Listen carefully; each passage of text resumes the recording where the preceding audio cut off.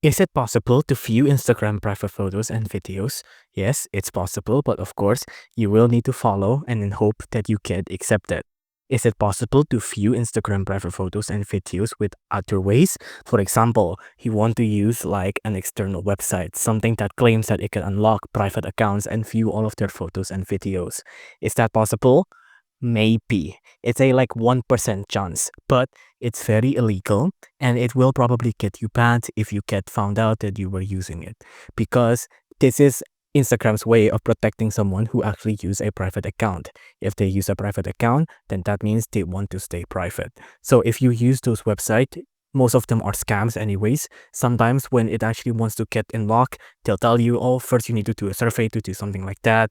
Most of them are fakes. So the point is, you can unlock them. Yes, you can, but you need to follow. If you want to use an external website, most of them are scams. They'll use a survey to actually pull you in and then they'll never unlock it. And if you do find one that works, it's most certainly illegal and I highly condone you not to use that.